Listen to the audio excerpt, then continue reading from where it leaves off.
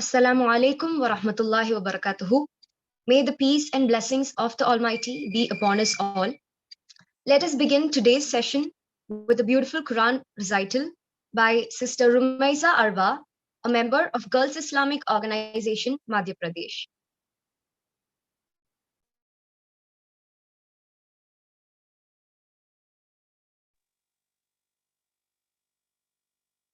أعوذ بالله من الشيطان الرجيم بسم الله الرحمن الرحيم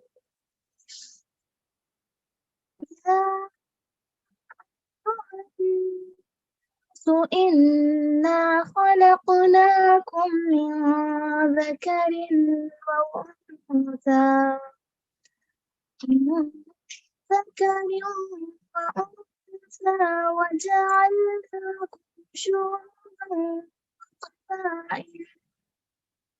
وجعلناكم شعوبا وقبائل لتعارفوا إن أكرمكم عند الله أتقاكم إن الله عليم خبير قالت الأعراب آمنا قل لم تؤمنوا ولكن قولوا أسلمنا ولما يدخل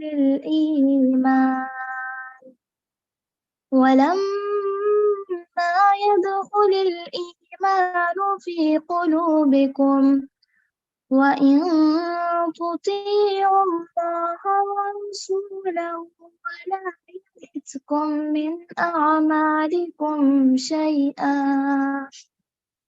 إن الله غفور رحيم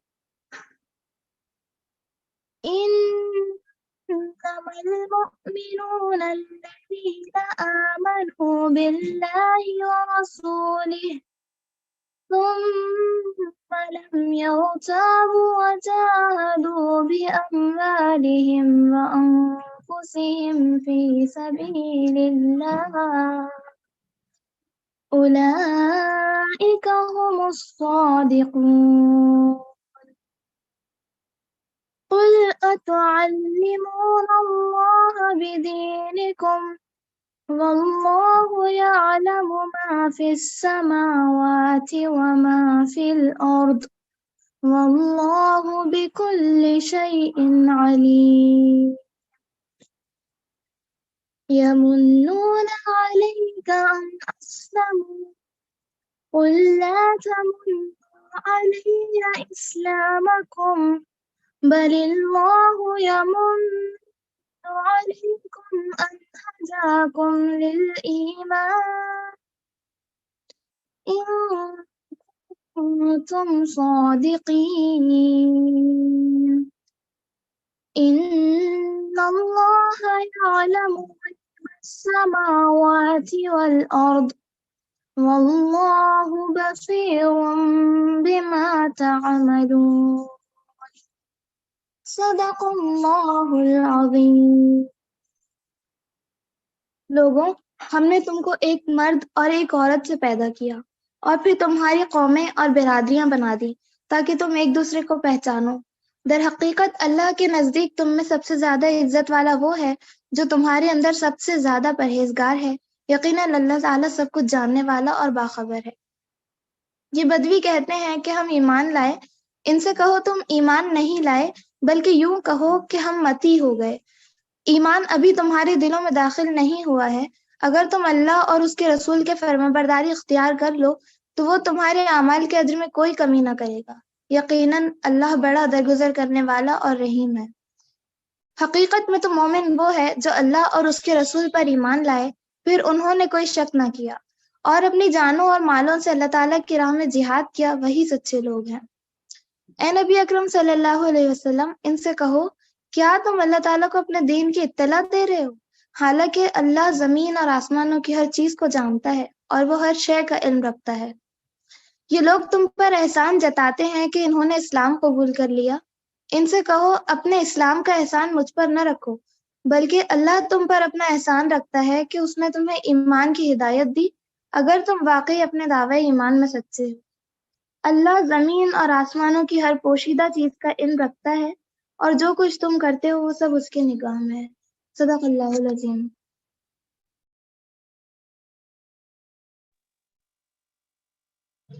Jazakallah khairan, Sister Rumesa, for that beautiful and apt Quran verse, which served as a food for thought and which is absolutely apt for our topic today.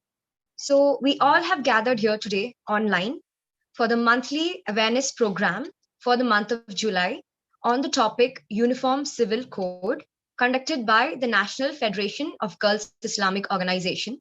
So, we all must have heard about this topic in a lot of places, probably in a lot of news channels or even in debates. So, inshallah, we are all gathered here today to get a deeper understanding and a better perspective about this Uniform Civil Code and what it is actually.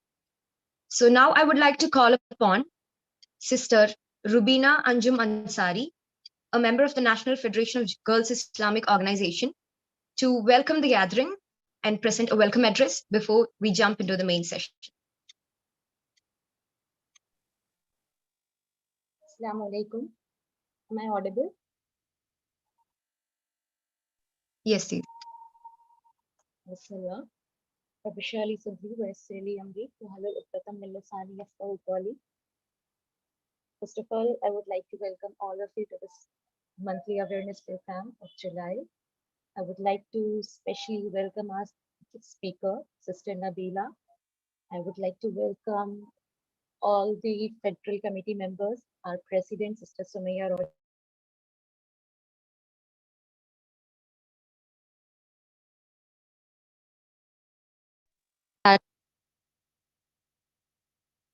So, before starting, let me just say a few words about India. India, as we all know, that it is a country with maximum population. Recently, we are on the top of the population. We come to the top of the population. It is a country which has second highest number of languages. It is a country with different religions. It is a country with so many, I can say countless parampara, rasm, rivaj.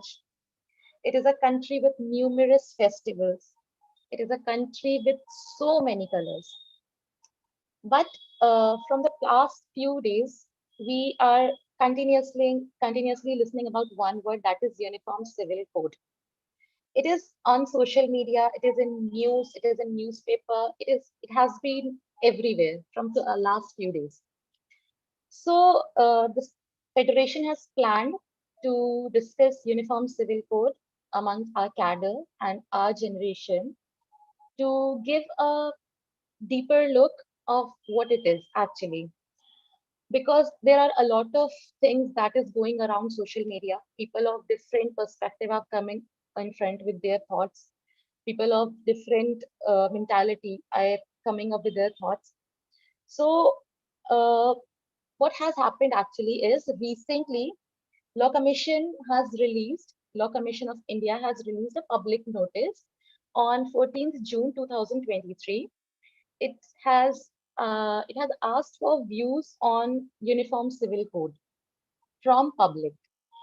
Law Commission basically it has allowed public to submit their views, and it has also given us liberty to submit it in the form of consultation, discussion, working papers on any issue pertaining to the UCC of UCC to the member secretary of Law Commission of India. But as this thing has come up, UCC has come up, there are a lot of questions that are roaming around us. Why? Why UCC has come up right now? Is it necessary? Is it mandatory? Or what all these things are? There are a lot of questions that is in the mind of common citizen and in the responsibles of the society as well. Because a similar exercise was conducted by Law Commission in the year 2000, between the year 2016 and 2018. Following which commission came out with one consultation paper in which it was mentioned that enactment of UCC, that is Uniform Civil Code, was neither necessary nor desirable. When it has already released this kind of a statement, then why Law Commission has again proposed this kind of thing, that is UCC. At this moment, in this current time, 2023, we look around the world and we see that most of the countries across the world are now moving towards the recognition of difference. We are now recognizing difference. Then why India? Why we are going towards making things uniform for each and everyone? Why is it so that Law Commission has come up with the things just before, we can say, months before the election? Why is it so?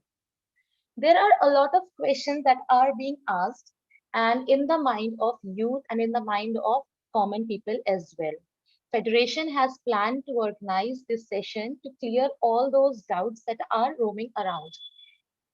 Uniform Civil Code, as I had told you that it is a country, and we all know that India is a country of so much diversity. India is known to be diverse in among different countries of the world. We are different religion, different culture, different people living together. In such a country with so much of diversity, following different religion, is it feasible and is it possible to implement UCC if at all it will come? If at all it will come, is it feasible to implement all these things in a country with so much of diversity? Will people will people easily leave their religion, culture, traditions, and accept the Uniform Civil Code? Is it that much easy? It is a country where different people, different religion lives together. I, being a Muslim, I would love to know about the people of different religion. If I'll get married, my friends from different community would love to come and see what all tradition, what all cultures do we follow. If my friend is getting married, I would love to go to their place and see what all tradition they are following. This is a country where people love to know about each other's customs and tradition. So in the country that is so much diverse, will people leave their religion or religious tradition or culture easily and accept Uniform Civil Code? Will it be mandatory or voluntary? People are asking it, will it be mandatory or it will be a voluntary? People will have choice or people have to adapt it. Will it be voluntary right now and mandatory later on? What all will be the impact? These are the questions that has been continuously in the minds of the people. There is one more thing, there is one more concern that is going around, is that will it prohibit the exercise of all prevailing religious and customary laws and practices? Is it like that, or is it will be like of the nature of Special Marriage Act, that is 1954 Act? Will it will be that it will be applicable to those only who wants to adapt it, who wants to register under it? Is it like that, or it will be for all? It will be general. What kind of act will it be? One more thing that is very much concerning is that the Law Commission has released this notice on 14th June 2023, and it has asked people to submit their views within 30 days. Is it the sufficient time duration that has been given to the people to submit their views? And we all know that, and they have asked it to to email it to the Law Commission. Being a country where there is a majority of group of people that is not very much friendly with this technology, with the email stuff. So is it correct? Is it morally, ethically correct to ask for the reviews within 30 days via email from the people? Is it correct or is it not correct? Being a country with this drawback, was it correct that they have asked it through emails and within 30 days? And there is one more concern that is biggest one, that will it affect only minorities like Muslims or Dalits or Christians or Buddhists, or will it impact all? Will it be applicable on every individual of the society? Who is the which part of the society will be the most affected one? Who will face the consequences? There are a lot of questions that are going into the minds of the people, and that is very much genuine because it has been introduced recently, and within a very short span of time, they have asked us for the views as well. Inshallah, in today's session, Sister Nabila, who is a practicing advocate in Supreme Court of India, will be addressing all these concerns to clarify all the doubts in our mind. I would like to conclude with this. I would like to conclude my words that may Allah make it easy for us. May after this session, may Allah make things clear for us. After this session, we'll have a good perspective of what UCC is. Will it be impacting only minorities, or will it be affecting all the people of the country? How will they implement? If it is being implemented, what will be the procedure of implementation? How feasible it is to implement this kind of law in this country with so much of diversity. With this, I would like to hand over the session to Sister Nabila. Jazakallah. Assalamu alaikum. Assalamu alaikum. I think Rubina has given me a very tough task, and she has posed really critical, very good, very intelligent questions. And I have written some of them down in case I am forgetting something, and in case I miss, you can drop a comment. So, like, I think you have covered everything from the debate. I was thinking of making it as a discussion which won't be very legalese, and which will be, we will start from the very starting, that why do we, what is a uniform civil code? You asked a lot of questions that what will it be? Will it be mandatory? Will it be declaratory? What will be the process? How to, what will be the applicability? What will be the acceptability? So all these questions, just a minute, let me, I have,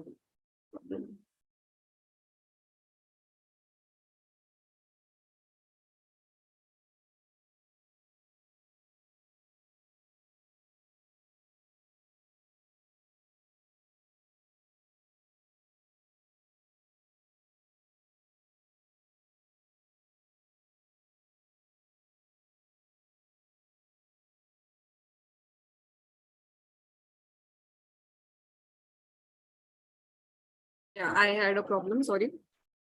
So, see, uniform civil code, what is a uniform civil code is a question, I think, which most of us know, but then none of us know. So it's a paradox in itself. So it starts from late 1940s, where that debate started that whether laws in India should be uniform. And it's not like that India doesn't have laws which are uniformly applicable. There is a criminal code, because that is one of the arguments. And there are certain codes there. So on that line, these arguments started that should we have a uniform civil code also? And what does that imply? So uniform civil code implies that there should be a uniform law for certain subjects of law, like marriage, divorce, inheritance, adoption, maintenance, all those things. And why it became controversial was the reason because something like this was very radical. Something like this never took place. Even in the times of British, pre-British, everybody was being governed by their own laws. So we see that in the time of British, Muslims were being governed by laws of Quran, as they call it, and Hindus were being governed by laws of Shastra, as they call it.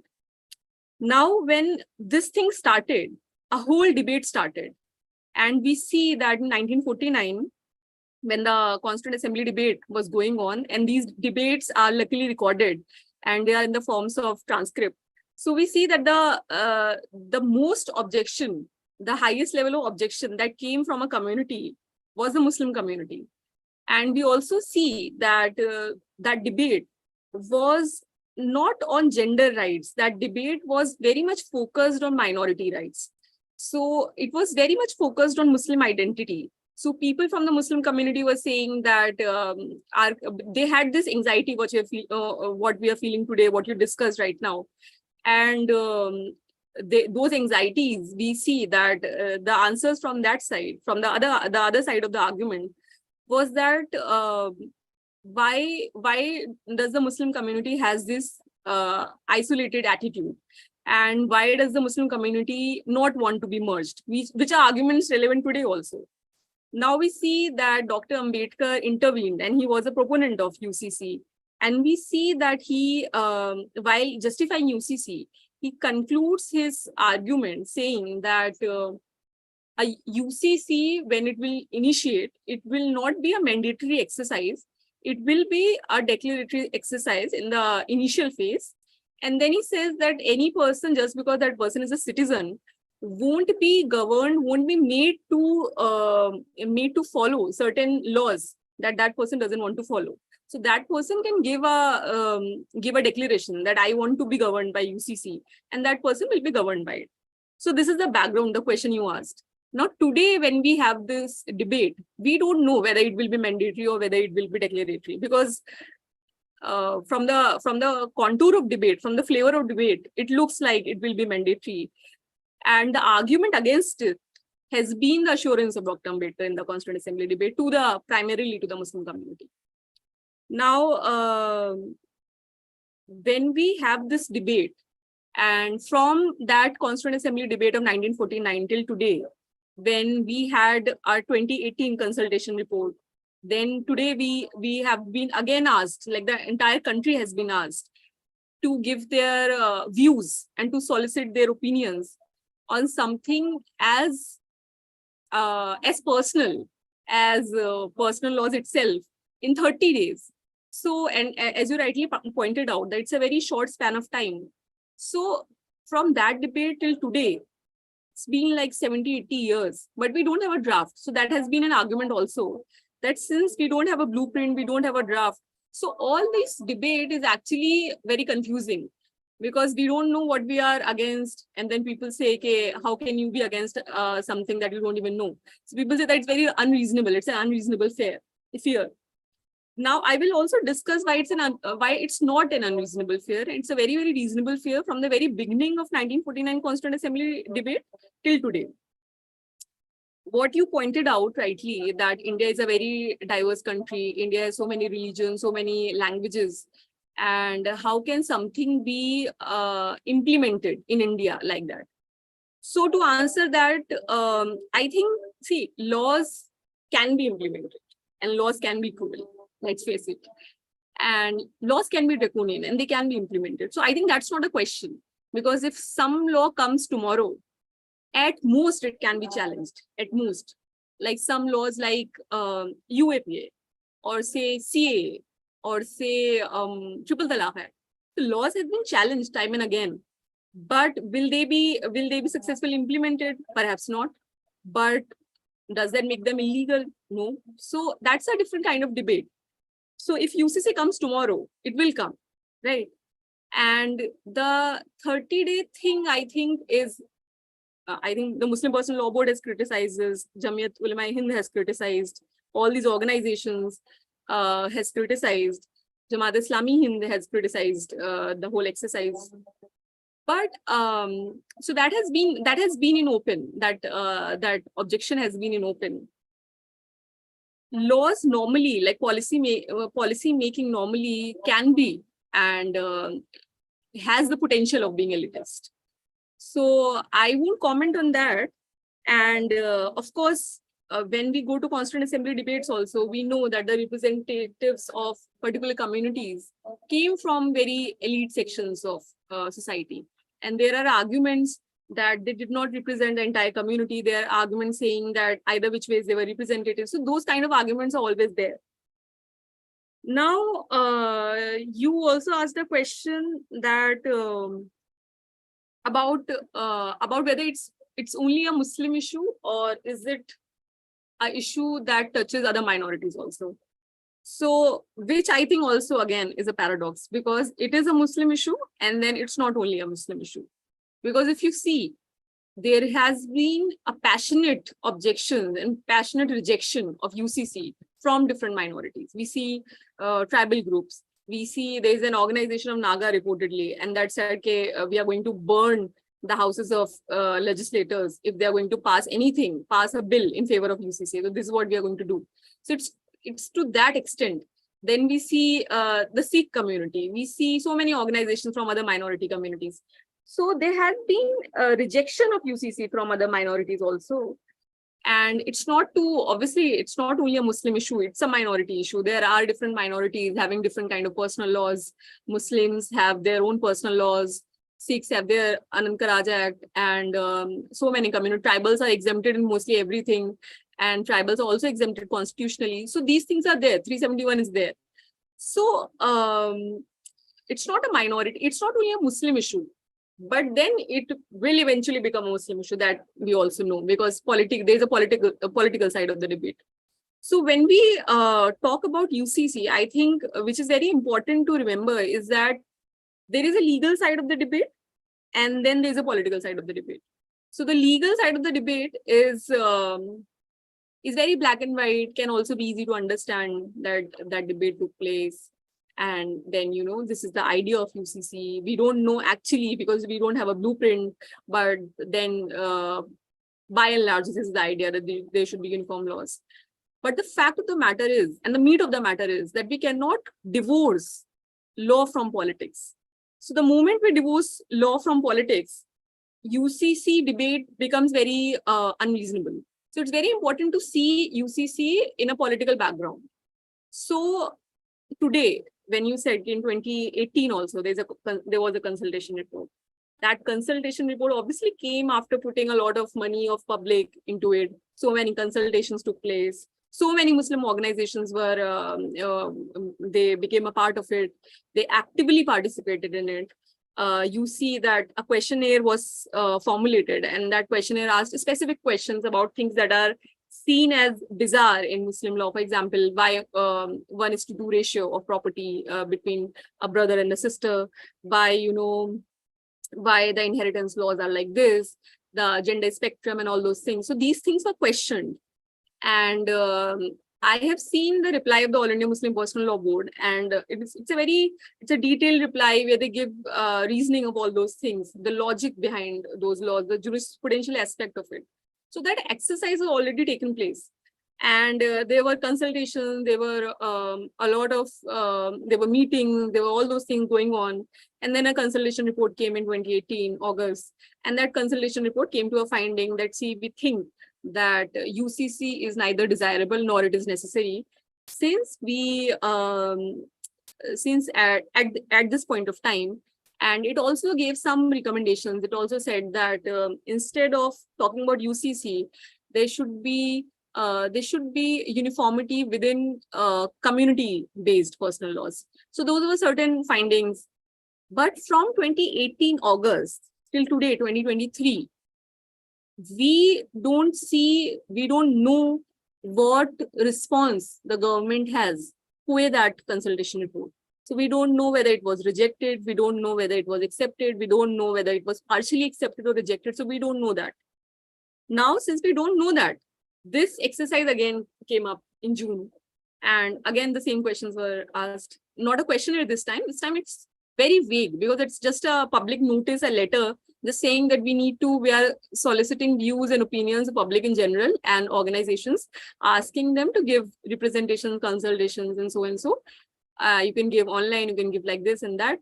And then you can just, then we are going to have, and this is on the issue of UCC. And it doesn't give our terms of reference. It doesn't tell you what is the scope of that, what is the scope of the committee. It doesn't tell anything. It doesn't tell what happened to the last consultation report. So this exercise took place, and there has been a huge controversy with regards to this. And so many organizations, not only Muslim, but all the minority organizations are coming against it. They're having meetings after meetings saying that we reject it, and what are the problems with it, and this is not the manner to exercise such a thing. And there's a reason for it. The reason for it being, which I personally think should be like, it makes sense to me personally, that when we talk about criminal laws and we talk about other laws like a contract act or something like that, it's not as personal, as individual as perhaps, marriage or a divorce or something like, inheritance, because all of us are governed by it. When we talk about something like contract, we all are governed by it by and large, but not in the very strict sense. So not strict to sense, so like we are governed by it, but then not everyone in our lifetimes go and go to court and see courts and go and become a part of the criminal procedure. So all those things are there, but they are not as intimate as something like marriage, because every second person, or I think everyone, is has a relationship, has a marriage, has something. So these things are very intimate to human existence. So that makes it very, very personal. The debate becomes very personal, and that makes the debate much more serious. It should be taken much more seriously. So that way, yes, we should criticize. We must criticize the timing, the way the whole exercise has been undertaken, and yes, the feasibility of it and the customary part of it. Yes, customs in India, the law, the legal system that we have today, customs have always been seen as an exception. So when I make this argument, and a lot of us, it's a very popular argument against UCC that we don't have a draft. And from that side, this argument comes that you do have a draft, you have this Special Marriage Act. So let us analyze the Special Marriage Act. And there we see that there is, exemption of customs. So not only Special Marriage Act, you see the Hindu Marriage Act, you see Indian Succession Act, you see any act for that matter. These two are codified personal community-based laws. You go for general laws, you go for personal laws as they call it. You go for SMA, you go for ISA, and you see that everything has an exception for customs. So where is the uniformity?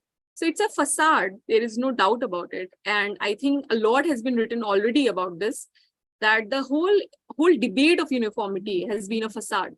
Because in fact, there is nothing uniform. You see the Constitution of India and you see exceptions all over the Constitution of India, which is the beauty of it, which has never been, which should not be criticized ideally. You see that some communities have been given some exemptions, some communities, genders have been given exemptions, people have been accommodated. You see that when we talk about equality, you see that there are interpretations of what is an intelligible differentia. We see that there are readings like that equality should be among equals, and there should be reasonable accommodation of people. So these things are not they are not vague. They have a background attached to them. They are for accommodating different identities, and which do not make them uniform strictly, but which don't make them less acceptable, which don't make them perhaps imperfect. So this debate of uniformity, the debate of national integrity also, because we see that there has been, we see that we have a constitution which is not uniform. And does that make us say that it is against national integrity? We don't say it. So, and there are accommodations for every community, and we have 371. So all those things are already there. So what are we talking about? So if you see like that, then the whole debate becomes laughable. And yes, I think that was something that I had in mind. If you have something else, you can question me. So that will help me.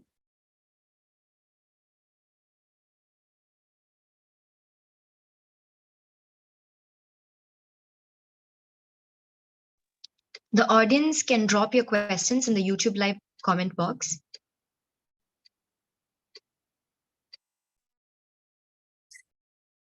So I'll continue. See, there was a very good article that Professor Purvanand wrote, and he wrote how this argument that perhaps Muslims are, they are being unreasonable about this, and they are overreacting, which, normally minorities do. So it's an absurd argument, because minorities, and I will talk about Muslims here, Muslims have been facing very legitimate problems. and Muslims have been facing, not today, but for ages. And the fear of majoritarianism is very real. Even legally, politically, though it's real. Even legally, you see the Special Marriage Act and you see that the Special Marriage Act is, and the Hindu Marriage Act, same, like the prohibited degrees are same. If I am a Muslim, if you are a Muslim, you can marry your cousin, right? But if you go to the Special Marriage Act, then you can't marry your cousin because the prohibited degrees define that you can't marry a cousin, which is, whose morality is this? Like, whose legal morality is it? It's not mine. So it makes me alienated from the debate. So why should I not be scared? Because this is the example I have. This is what I have in front of me. I have a Special Marriage Act, which has been in India from 1954 and which has been celebrated, for being the prototype of uniformity, that we have a Goa Civil Code and we have a Special Marriage Act and these are successful laws. But your successful laws are not uniform and your successful laws are not perfect. And perhaps your successful, and not perhaps, your successful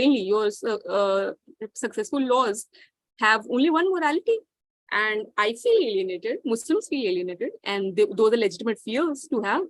You see that in the Special Marriage Act, there's a section 21A, which was inserted later on by an amendment. And it says that if a Hindu and people who are seen in Indian law as Hindus, because I think, and I am sure about this, that because the religion originates from India. So Hindus, Buddhists, Jains, and Sikhs. So these four religions are seen in the Hindu fold. So the SMA says that if you marry somebody from these four religions, then though you go back to the Hindu Succession Act. And if you marry somebody not from these four religions, which makes it majorly Muslims or Christians or somewhat Parsis or Jews. So if you marry somebody not from these four religions, then you will be governed by Indian Succession Act. So Hindu Succession Act because of HUF exemptions. So this is the Special Marriage Act. This is the example I have in front of me. So we have reasons, like the Muslim community has reasons, both legal and both political. And this is what James Baldwin says, that I can't believe what you say because I can see what you do. And this is what you have done. This is what you have done politically. And this is what has been done legally. So what makes the fears of the Muslim community illegitimate or like unreasonable? So we cannot have a debate about Uniform Civil Code today without discussing the politics in India, without discussing the legal history of India, and without discussing the socio-political history of India. Yes, some decades back and today also. So it's and because it's coming today and because it's coming at a time when elections are so near, so proximate, so the whole exercise becomes a facade. The whole exercise becomes much more questionable, and it should be questioned that way.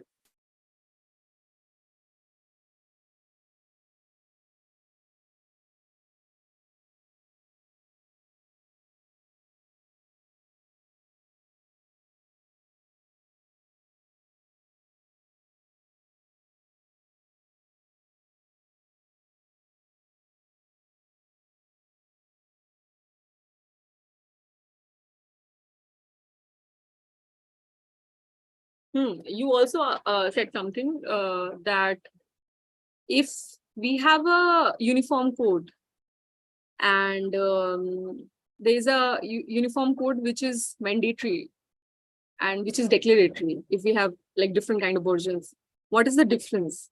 So the difference is in the agency that the community will have. Like today we have SMA, today we have JJ Act, today we have so many acts. But these acts are not mandatory. These acts are like, if I want to, I can be governed by them. So I have that agency with me. I can follow my personal laws or I can go and adopt somebody. So a Muslim woman like Ms. Shabnam Hashmi went to the Supreme Court and said, I want to adopt a child. And the Supreme Court said that, see, in Muslim law, there's a kafala system and adoption is different. So you can adopt a child under JJ, which is a general law.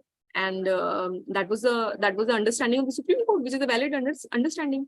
So that kind of agency that a follower has, that agency gets diminished, that agency gets erased if something becomes mandatory. So if tomorrow uniform civil code becomes mandatory, it will take that agency from me. So it will take essentially my right to exercise my faith from me. Yes, somebody was asking a question.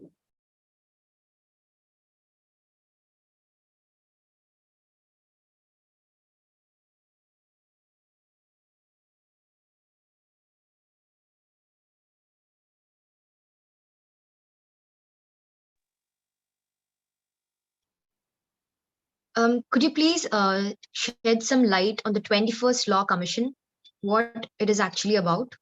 Yes. So the 21st Law Commission made a questionnaire, and it circulated a questionnaire. And it asked certain questions, that there are certain things that are, difficult to understand.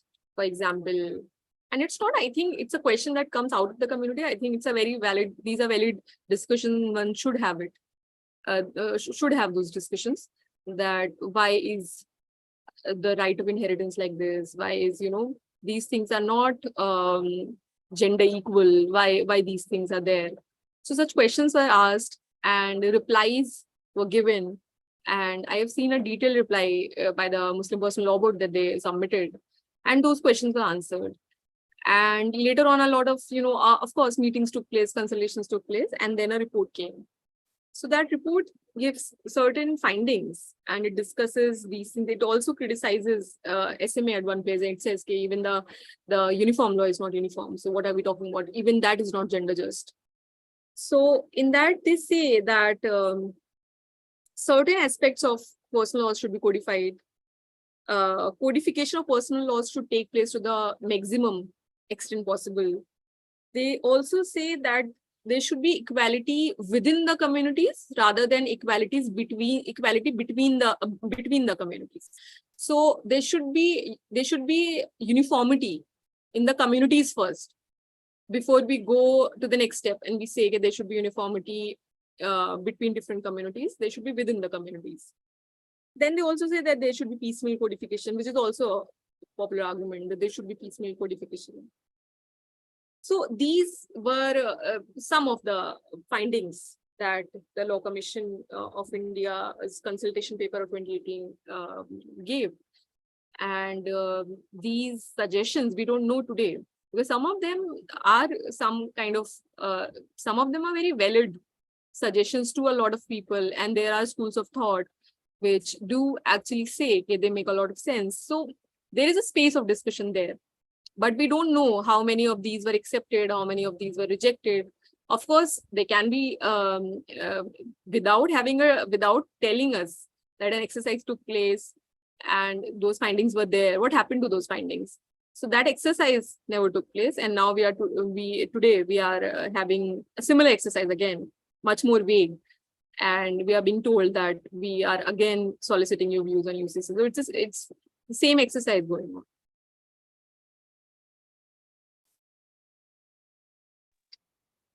Thank you.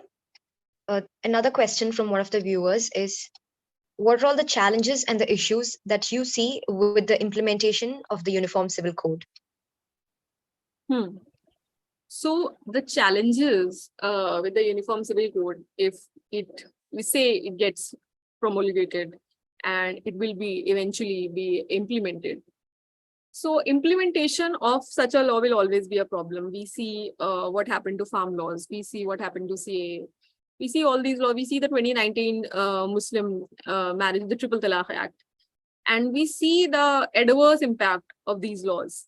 So it's very, very important to have a bona fide intention, because if the intention is not bona fide, then of course the impact will be a problem. There won't be any impact. And of course, the problem will be that how will the legislature today is going to accommodate customs? That will be the biggest problem. How are they going to accommodate tribal rights? And there are whispers already that those tribal groups will be exempted. or even that Christians will be exempted. So if everybody is getting exempted, then what is this uniformity we are talking about? Then it's not uniform. Then it becomes a Muslim issue. Then what I was saying, that's a paradox. It's not a Muslim issue, but then it's a Muslim issue. So we are back to that argument. We are back to that. So that will be the conclusion of it. And the problem will, of course, be such laws are always challenged. And the problem will be in courts, the problem will be outside courts, the problem will be in implementation. One impact that I know for sure will be that nothing positive will come to women, because this whole celebration that we are going to give justice to women and we are going to do something good for women, that will fall flat, and that will only make lives miserable, because without any illegal literacy programs, without any proper consultations, without ethnographic research and all those things, if you're going to make any law, something that is so radical, something that goes to the very core of families, something that is going to touch every home of India, so it will be a disaster that way if it's not planned properly. So it will be a problem.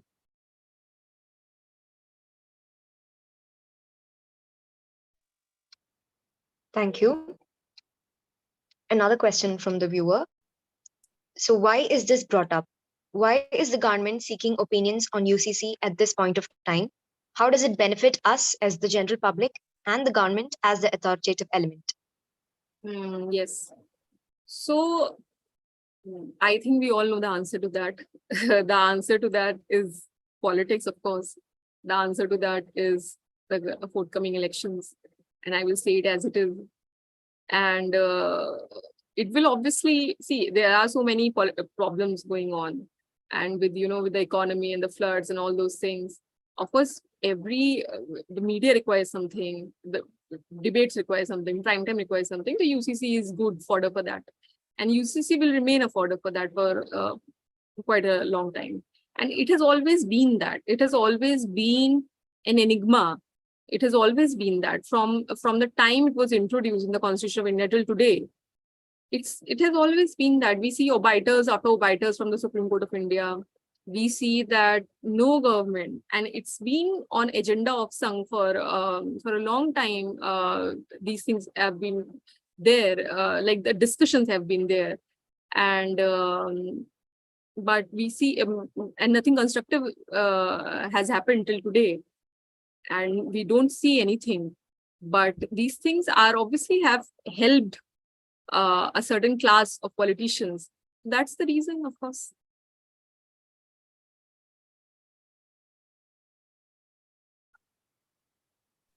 Okay, that makes a lot of sense. Thank you. And another question from one of the viewers is, so at this point of time, what should a common man of this country do? The Law Commission has asked us for reviews without giving any draft. So what should be our next move? I think, see, there has been so many exercises. There's so many people have already filed representations. So many organizations, Muslim bodies, representative bodies, Sikh bodies, all of them are having meetings. They're meeting different politicians. They're filing representations. So all the exercises are going on. People can also obviously be a part of that. And there is no doubt that one should be educated about it, because if we are opposing something, we should know why we are opposing it. So since it can be a complicated debate also, like people can ask questions like, if people can ask a lot of questions, that if you're part of a country and there's a law that is promulgated, what makes you say things like that you don't want to be governed by a law? What agency you have? So such questions can be asked, and one should be educated enough to answer those questions. And one should channelize that kind of frustration, that kind of angst, that kind of anxiety that the community is feeling today, that the minorities are feeling today, and they should be channelized in productive ways. So the community should be common people should try to understand these debates, which can be difficult also, which can be educated, like it can be very educative also. So they should try to be a part of that, and they should try to take a very reasoned decision. And at this point of time, people should show their protest. People should show that by filing representations, because that is the that is what has been was done for that was the process. So if people can do that, so I think that is the most that can be done right now.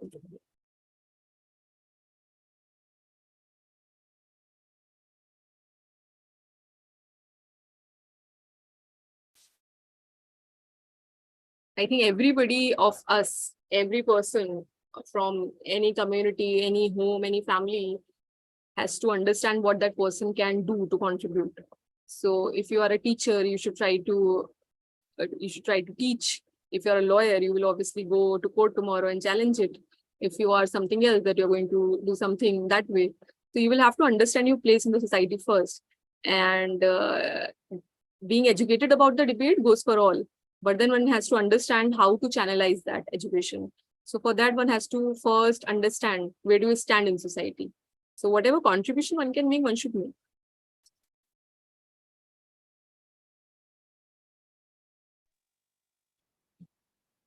I hope we do not have any more questions from the audience. So, Jazakallah khairan kasira, Advocate Nabila Jameel. It was a really eye-opening question and answer session. You answered all the questions in a very simple yet deeper manner. So we do have a deeper and better understanding of what the UCC is actually about. And as you said, as you put forth, we should definitely do our part in knowing more about it and having a good understanding of it, so that that is probably our next move, next and only move for now. So Jazakallah khairan for that. And thank you from the bottom of our heart on behalf of the National Federation of Girls Islamic Organization for coming here and honoring us with your presence. I'm Taking a actually part. very honored to be a part of this, and it was very it was very good for me also that you guys you have done your homework, and I was not expecting this, but you guys already knew so much about law, so it gave me a very good background to start. So thank you so much for being so serious about this, as we should, and thank you so much for inviting. Alhamdulillah, happy that the audience and the speaker is glad about the review of the session. So, Alhamdulillah, we have come to the end of this session. So, again, on behalf of the National Federation of the Girls Islamic Organization, a big thank you to our speaker, Advocate Nabila Jameel. We hope to see you in more of our sessions. And thank you for educating us on such an important topic. And we promise from our side, inshallah, that we will read about it and learn more about the UCC and do our part as a citizen of India. So Alhamdulillah, we have come to the end of this session. Hope it was fruitful and informative as we had planned it to be. Inshallah, may we all do our role as an Indian citizen in the implementation of the UCC. Now let's end this session with a dua. Subhanakallahumma wa bihamdika ashhadu an la ilaha illa anta astaghfiruka wa atubu ilayk. Subhana rabbika rabbil izzati amma yasifun wa salamun alal mursalin walhamdulillahi rabbil alamin. Assalamu alaikum wa rahmatullahi wa barakatuhu. Thank you all for being here today. That's the end of the session.